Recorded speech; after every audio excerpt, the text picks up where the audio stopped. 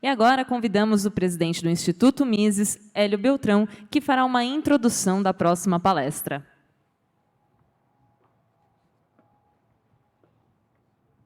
Bom, vou introduzir o nosso querido Jeff Deist. Eu vou falar em inglês, quem tiver com os fones pode colocar.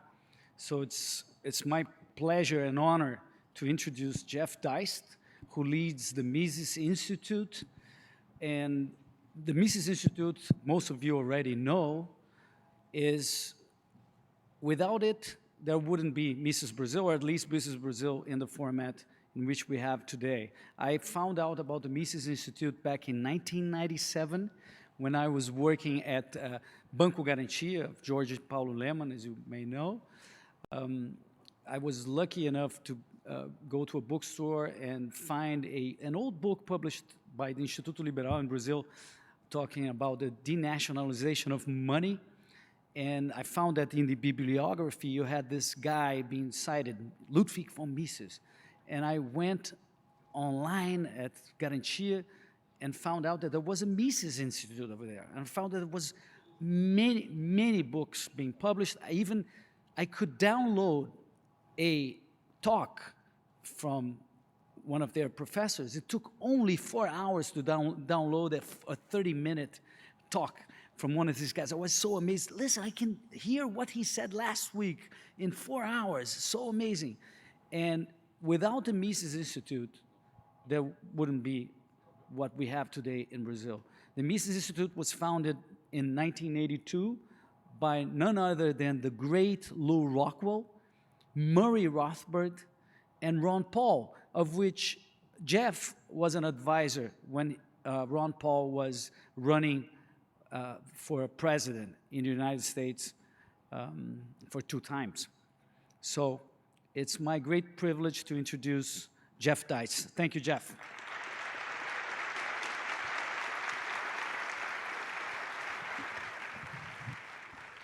Thank you so much, Elio. It's a privilege and an honor to be in this beautiful auditorium, this beautiful university. I'd like to thank Elio, and I'd like to especially thank all of you for allowing me today to speak in English. It's actually been almost 10 years since Elio gave a talk at the Mises Institute in the United States about the animal we know as a starfish. And in his talk, he discussed why we need a decentralized approach to producing our ideas and distributing our ideas. And that's something I agree with very strongly. It actually goes to a bit the topic of my talk today. But the question is not whether we are reaching people, whether we're creating more Austro-libertarians, whether more and more people are becoming interested in our ideas. We know that that's true. That's not the question before us. The question before us is, are we winning on a per capita basis? Are we getting more and more Austro-libertarians relative to the general population, relative to all the other terrible trends that are happening especially amongst our young people, in the institutions known as universities in the West? So it's an open question.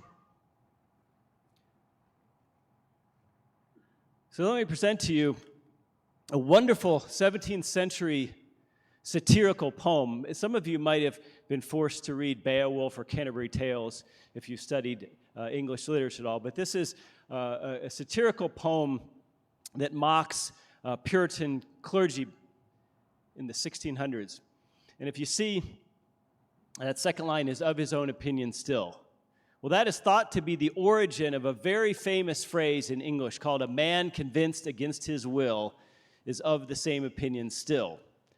And this was turned into sort of a catchphrase in English, and it became part of a whole chapter in a self-help book, a very famous self-help book by a gentleman named Dale Carnegie called "How to Win Friends and Influence People." So he has a whole section in that book called "You Can't Win an Argument." And he says, you know, a man convinced against his will is of the same opinion still. And I know we've all experienced this in our personal lives. We've tried to argue some point of libertarianism or economics to someone, and at the end, they kind of see our point, and they kind of can see that maybe we're right intellectually, but you can tell by the look on their face, they still don't quite believe it deep down. So a man convinced against his will is of the same opinion still. I have a lot of experience in this with my own sister-in-law. I have not only a French sister-in-law, but a Parisian sister-in-law, if you know what I mean. There's a difference. It's like a Manhattanite versus an American generally. She's a Parisian sister-in-law. She's very argumentative and very left socialist in her perspectives. So over the years, as you can imagine, I've had some discussions with her, and I try to shy away from politics, but it's difficult. It always comes up. And so you may recall a few years ago in 2015, in the fall of 2015, there was a terrible incident, a shooting incident in Paris, France, at a nightclub called the Bataclan nightclub. There was a heavy metal concert going on that evening. Something like 90 people were killed in that nightclub as shooters methodically went through indiscriminately killing unarmed people for a period of something like 20 or 30 minutes before the police arrived, which must have felt like an eternity to those people. Imagine that situation in a room like this. It actually wasn't the only attack that evening. In the same town, a suburb of Paris called Saint-Denis, there were actually about 3 or 4 incidents that evening, one of which was at a football stadium where an explosion took place.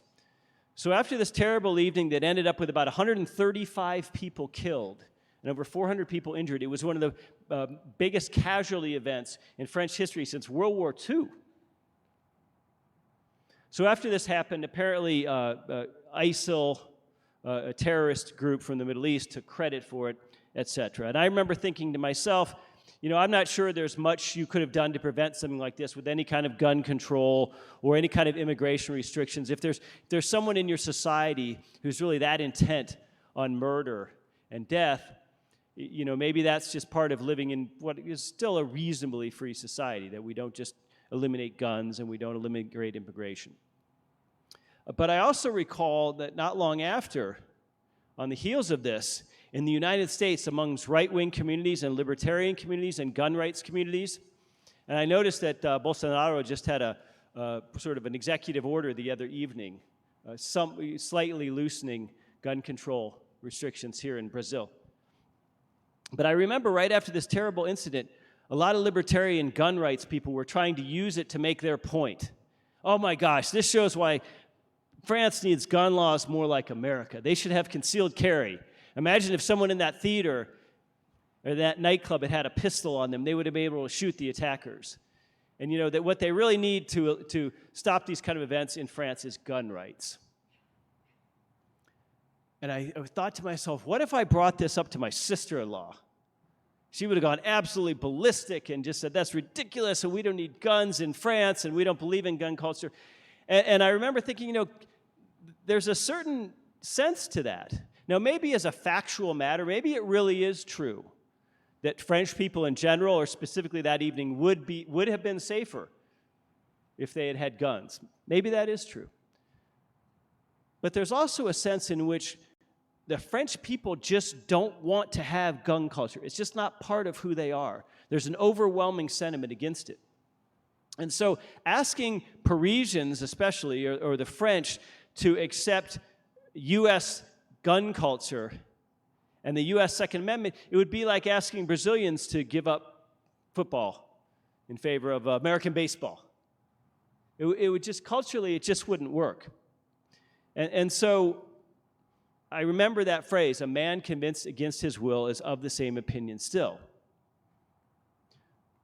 So what that tells us, what that helps to explain, is what scientists call cognitive bias, confirmation bias. We all tend to believe things we want to believe, and when facts and events occur, we tend to filter them through our own ideological perspectives, and we tend to see them as proof that our ideological perspective is correct. So in addition to calling this confirmation bias, I don't know if any of you have heard this phrase, but they also call it my side bias. My side is right in an argument or a debate. And this really helps explain, for example, the persistence of socialism, the persistent popular support for socialism across the West in what are ostensibly capitalist countries that have benefited hugely from all the wealth and privilege that Western capitalism has provided. There is still stubborn support for socialism. It also explains this confirmation bias, why even today, There's still strong support in Russia, for the former Soviet Union. There was a Bloomberg article with a poll a couple weeks ago that said 71% of Russians think that Stalin was generally good for the former Soviet Union. And about 50% of Russians today have an overall favorable view of Joseph Stalin. So how do we fight this politically, ideologically? Again, a man convinced against his will is of the same opinion still. It's really interesting to think about. So if even concepts like self-defense over your physical person and gun rights are not so easily made universal, what about all kinds of rights, all kinds of things we hold sacred, sacrosanct in libertarianism, obviously self-ownership and property rights being sort of the twin axes? What if those things aren't so universal? I mean, certainly we hold them as universals within libertarianism, but what about politically? What about politically?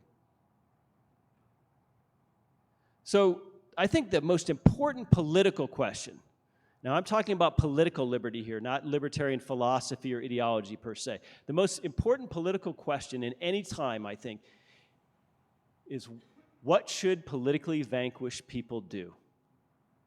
What should politically vanquished people do? It's an important question. And especially, what should political minorities do? What are the rights and responsibilities of political majorities and minorities in ostensibly democratic countries like Brazil and the US? What if libertarianism will always be a minority viewpoint? What if the political majority in our countries will never adopt what we would consider reasonable liberal political and economic views? What should we do about that? So when I ask what should politically vanquished people do, we have to go back in history a little bit and understand that there has been a lot of progress. Go back 1,000 years, in an era of tribes and clans, being politically vanquished probably meant being literally killed or enslaved. And then fast forward into the Middle Ages, we begin to have monarchs. So what did it mean to be politically vanquished by a neighboring monarch? Well, it probably means you became a subject of that monarch and started paying taxes and duties to that monarch, and you became subjugated. Colonialism is an example of people who were politically vanquished. And that really lasted well up into the 1800s. But then when we get into the 19th and 20th century, we think we've discovered this new thing called democracy and democratic voting, and we get this idea now that, well, if you're a political minority or a political loser in any society, the good news is you're not killed or enslaved, and you're not even colonized, hopefully, but you just become a political minority, and your response to this is to go out and persuade people and win hearts and minds and vote harder. Just vote harder. And that's what politically vanquished people should do. And beyond that, they should kind of live with it. Democracy is the best form of government except for all the others, something like that. And so I don't use this facetiously, however. Some of you are probably familiar with the rancor in the United States over the Trump-Hillary Clinton presidency. And people who wanted Hillary Clinton to win that election, not all, but a lot of them really, truly feel politically vanquished. They feel like they are living under an occupier, an occupying government to which they do not consent at all. Okay, there is probably a strong 40% of the U.S. that is very, very, very strongly anti-Trump. And so Mises had this great quote in his book Liberalism, which I'll quote from some more here. But he has this great quote where he says, you know, if you have to belong to a state to which you don't want to belong, it really makes no difference whether that was the result of a military conquest or an election. I mean, that's a pretty strong statement if you think about it. And this is not someone who would use a war metaphor lightly. I mean, this is Mises in the 1920s writing, after he had come back just a little, actually less than a decade earlier as an artillery officer in the Austro-Hungarian War and had seen some very dark moments during that war. And in fact, during one of those dark moments, committed himself to writing this book, which turned out to be Liberalism. And so when Mises uses a war metaphor, I think that's very serious.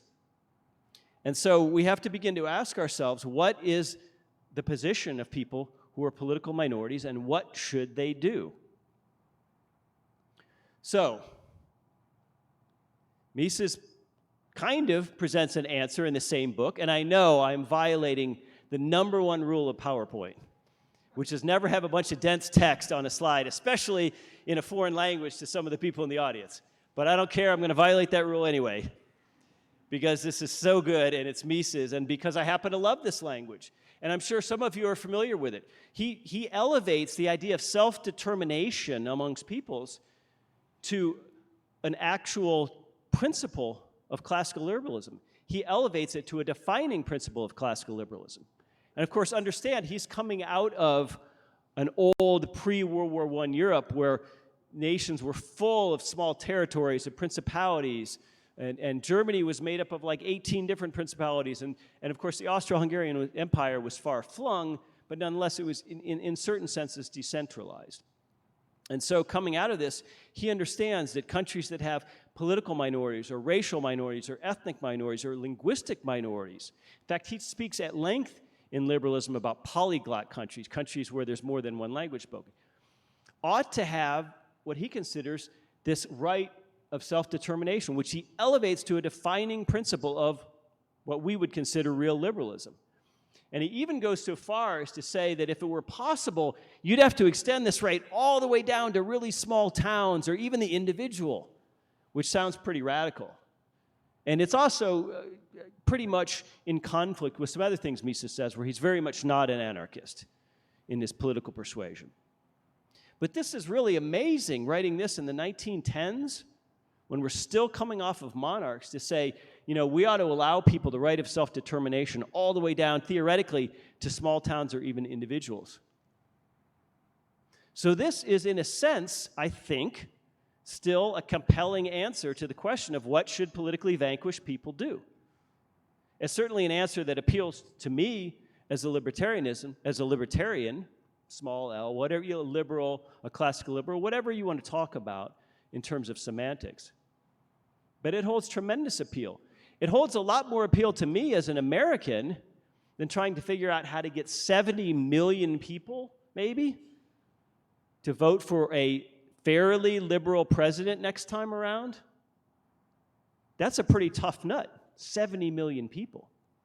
And we're talking about vast democracies now. We're talking about places, or semi-democracies, places like India, with 1 billion people, like places like the United States with 320 million people, Brazil with over 200 million people today. I think mass democracy doesn't work.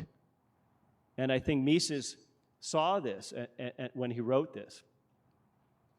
But not always so clear. Again, some text, I apologize.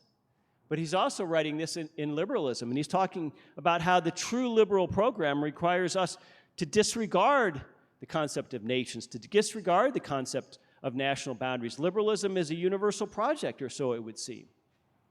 And it applies across countries. We don't have different forms of logic for different nationalities or races. The liberal project is international, and it even demands a political organization of society where each nation is subordinate to international law. So again, you know, by this time we have the League of Nations, but we don't have the United Nations yet. So he's talking about international and supranational tribunals, administrative authorities. So on the one hand, Mises tells us, you know, liberalism really requires you to let people secede all the way down to some little principality if they choose to, you know, and they should live as they wish. But then he also has this preference for what seems to be international or supranational globalism in outlook. Universalism as the means by which liberalism is spread or applied. So we seem to have a bit of a contradiction here. And of course, Mises, like any thinker, needs to be read across all of his volumes of work. You can accord different weight to his earlier work, to his later work, and it's always dangerous to try to describe what a thinker might say or think about conditions today. So these are just snippets, food for thought. So Mises seems to be a universalist liberal here, but is he also universalist in his politics, in his political outlook. Slightly different question. So let's move ahead a little bit to Human Action, which he's writing a couple decades later. In Human Action, in a couple different places, he seems to have some quotes that really question universalism and that really seem to say, it's this universalist impulse that drives the desire to plan and control. And so you might say from quotes like this, where he's sort of mocking, because Mises as an atheist is saying, look, universalists almost believe themselves as God. So what's the authentic universalist word? Who says? Who decides? And that this is sort of socialist hubris to say, well, look, we have the best political project and it ought to apply everywhere. So here, just a couple decades later, he's saying universalism has a problem by who decides, who's the universal authority. And whether that's a god or a deity or a collective makes no difference. Also in Human Action, he says pretty strongly, universalism and collectivism are systems of theocratic government. So again, he's comparing the state to a divine being and saying that people who believe in the state overall, über alles, are theocratic in their approach. So what differentiates themselves is only what they call their laws. They can call it socialism, they can call it communism.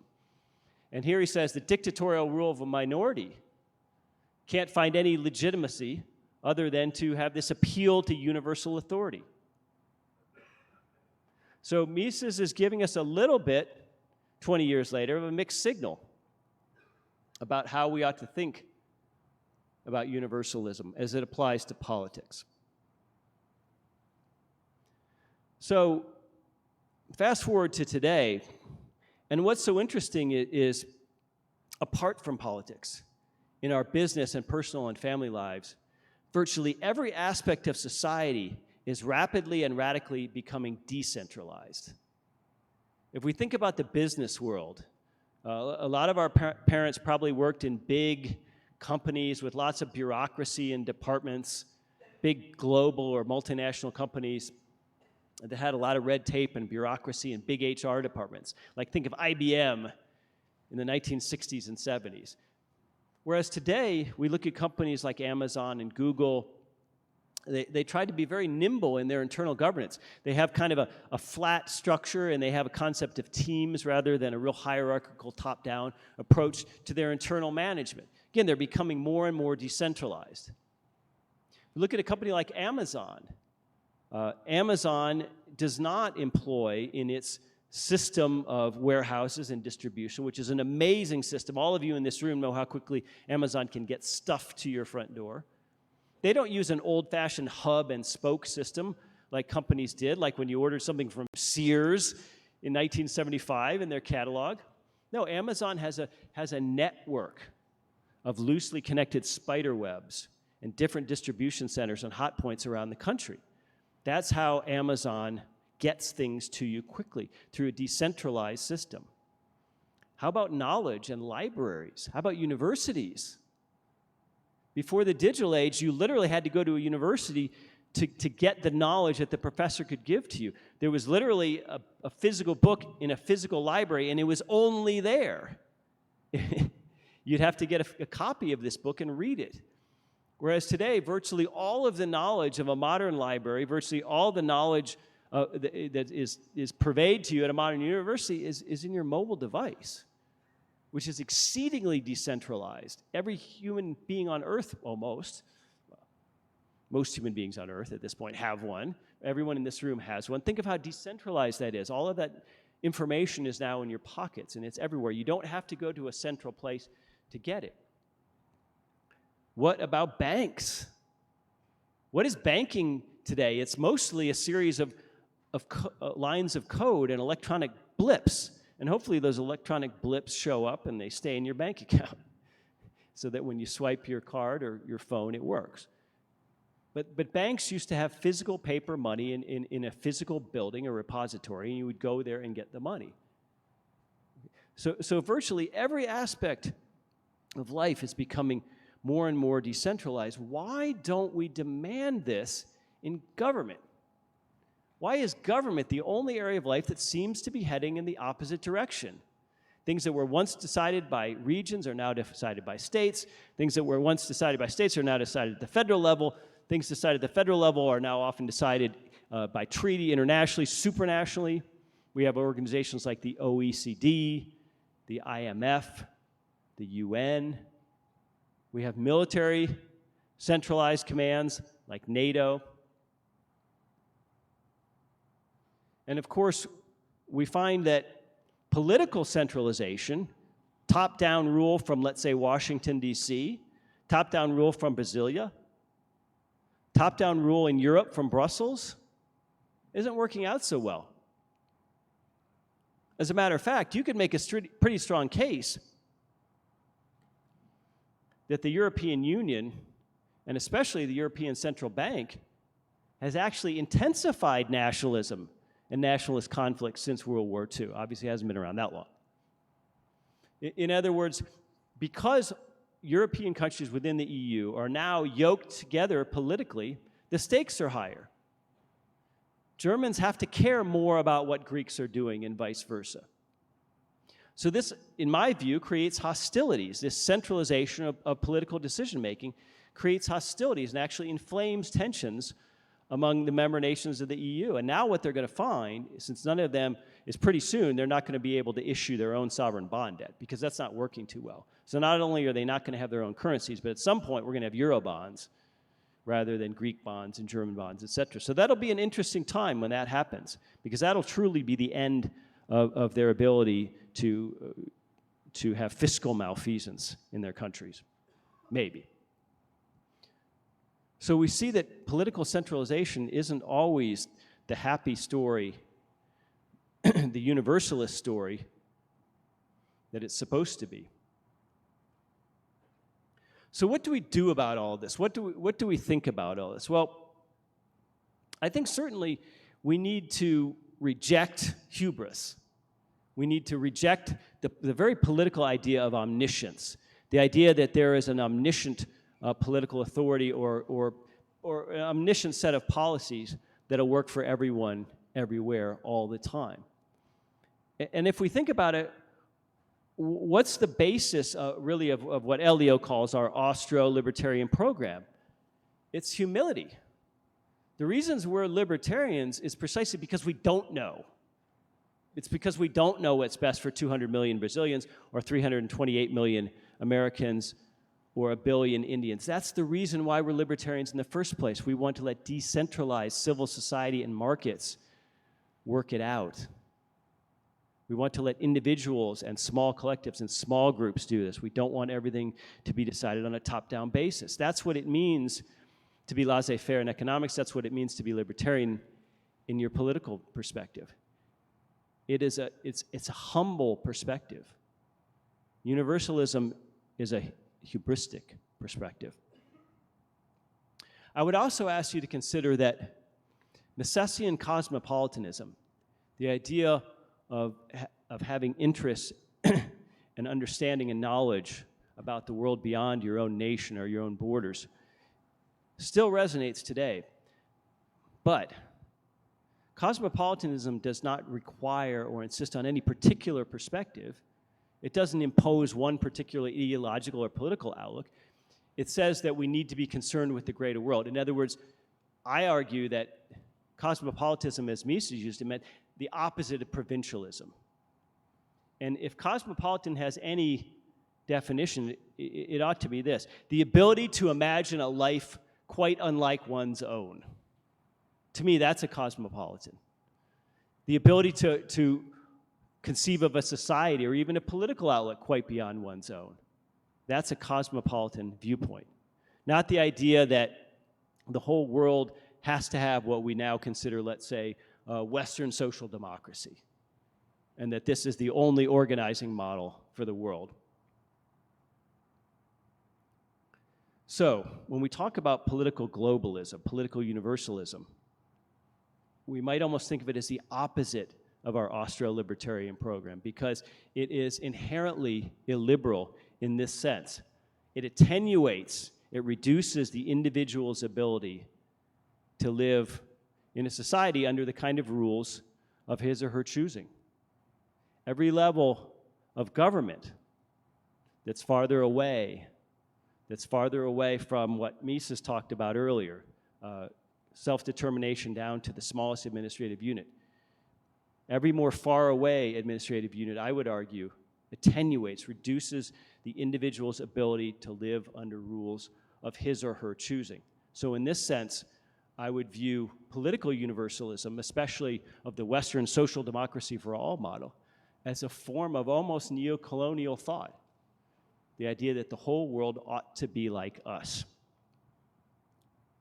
So Elio restricted me very brutally to only 30 minutes today, and I'm about out of time, so I'll close with this. Yes, of course we believe there are universal truths in philosophy and even ethics.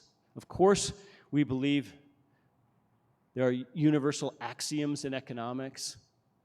Of course we believe in the universal well-being of man, in universal recognition of self-ownership and the right to one's physical body, and hopefully the right to the property that one creates with one's mind and one's hands. But I would caution you that these ideas of self-ownership and property are perhaps not as universal as we might hope. If you talk to someone in China or India about property rights, you might get a very different perspective on that. So human experience is vastly subjective. And because of that, I believe Misesian liberalism, real liberalism, requires us to respect and consider political arrangements we would not consider for ourselves. Thank you very much.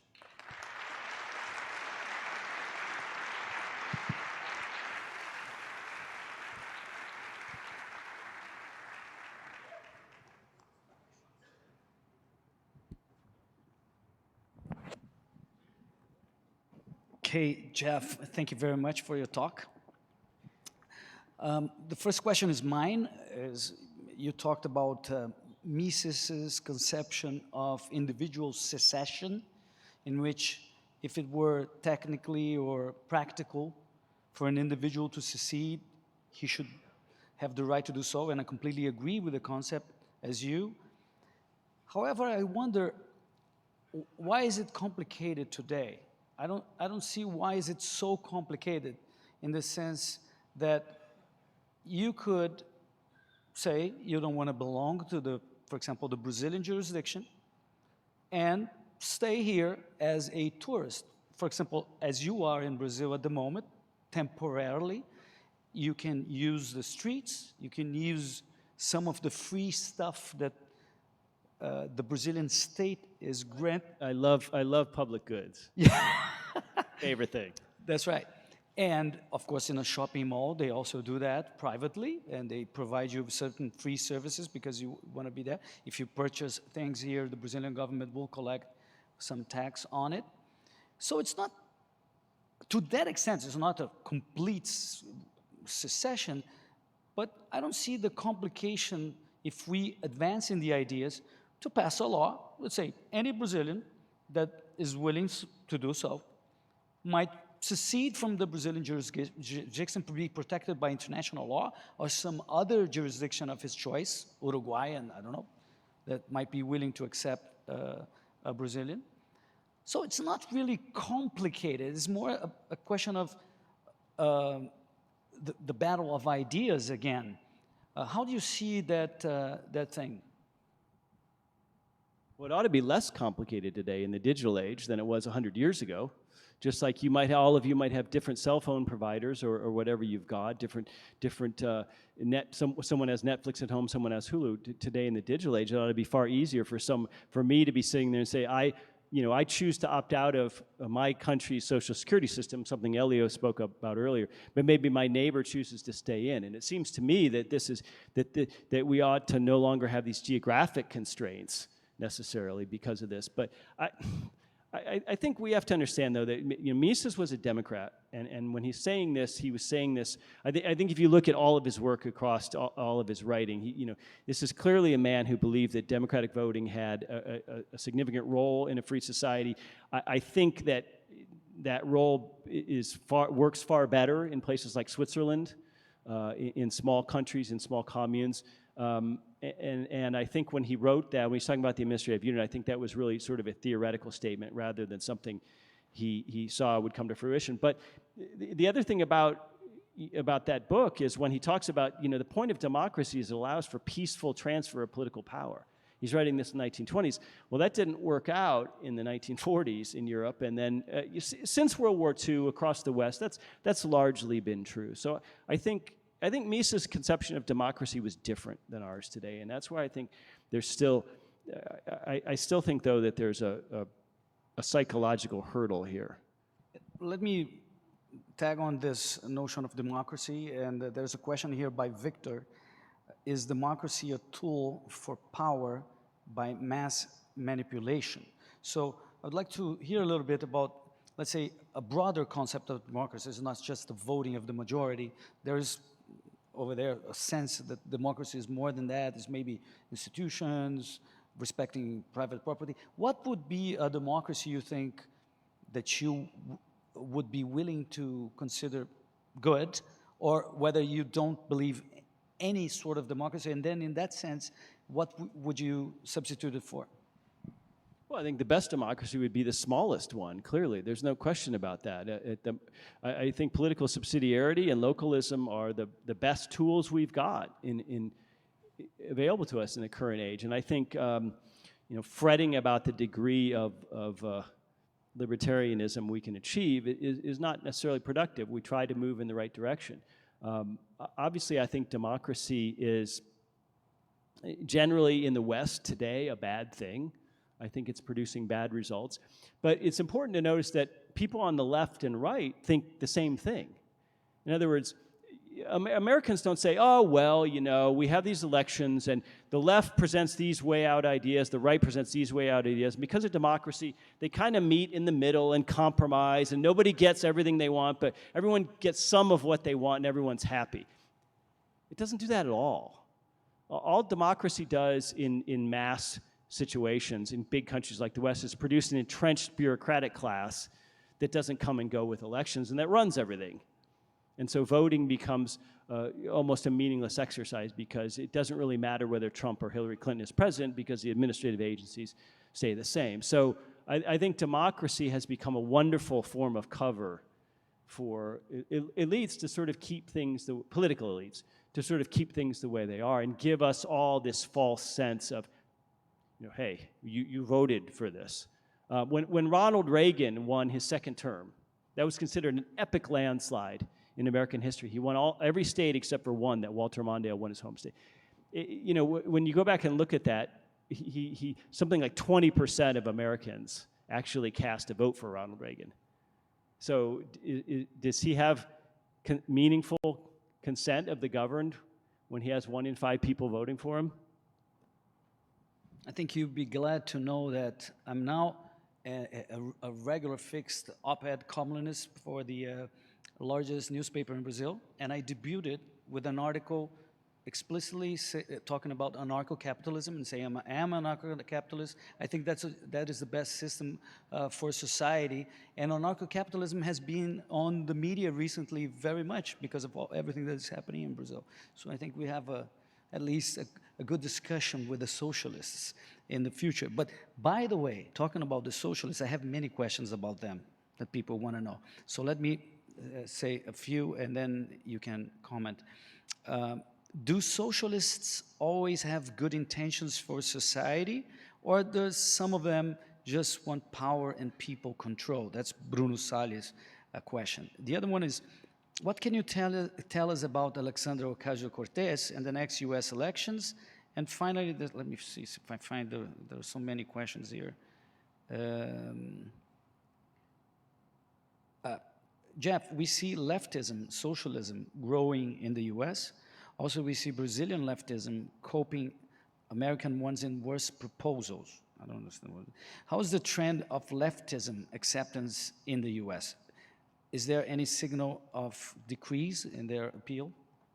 So it's questions about socialism in general, what's going on in the U.S., and how do you see them? Well, it's hard to say whether support for socialism is increasing because we all live in our own bubbles. We read what we read, consume whatever social media, et cetera. So it's hard to say what average people are thinking. I think there's definitely a trend amongst younger people. I think that's true.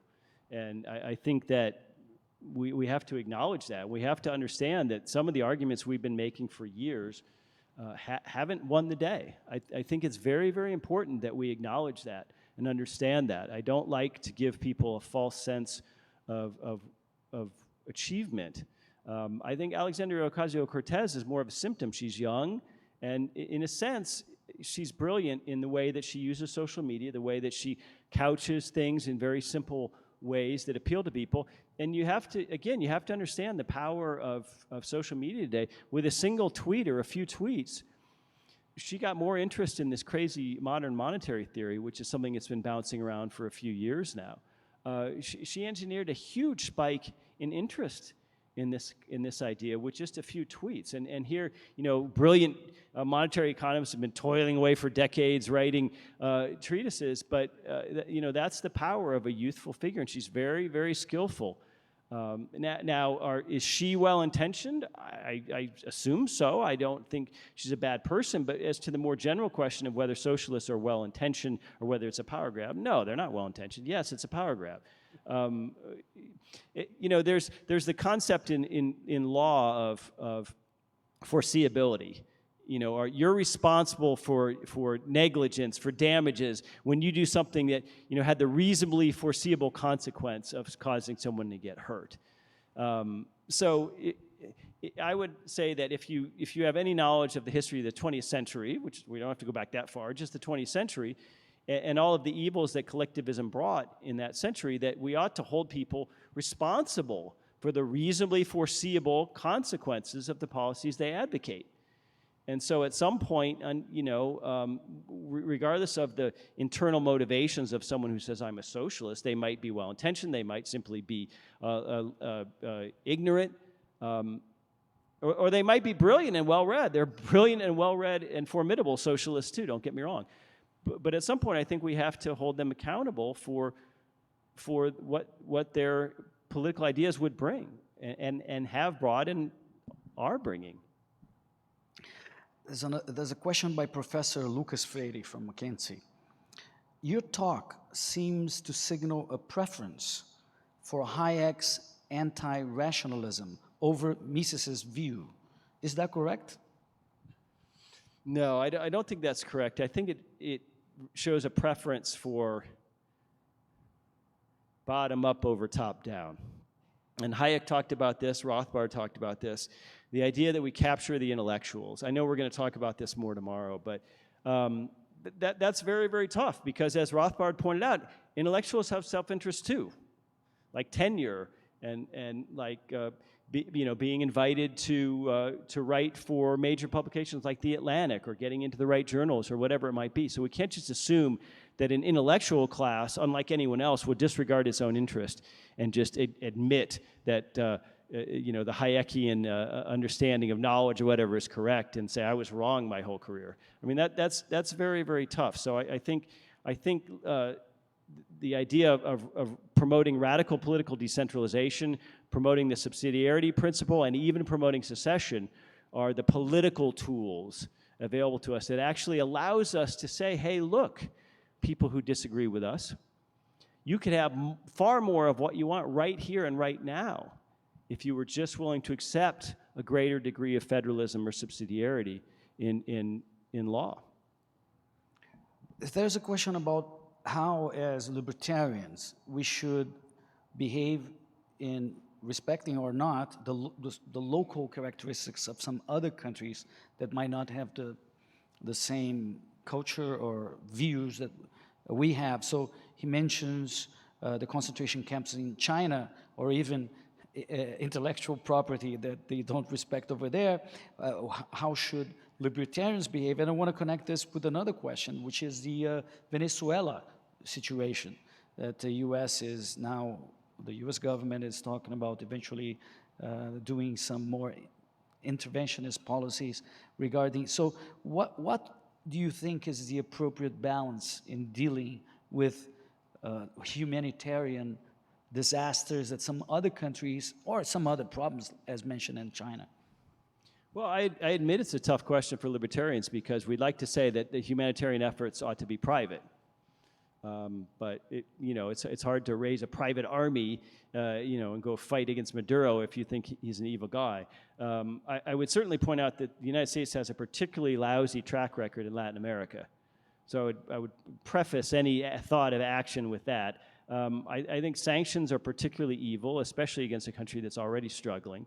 And I think that, a humanitarian crisis, let's say a prison camp in China, a genocidal situation in Rwanda, something like that, I would accept, I think, the argument. I might disagree, but I would certainly accept that a libertarian could say, that's something that's so bad and so beyond the pale that we ought to do something about it. We, meaning collectively, the United States, including militarily, I can understand that. But short of something like that, short of a war or a genocidal situation or something, it just comes to respecting other countries generally.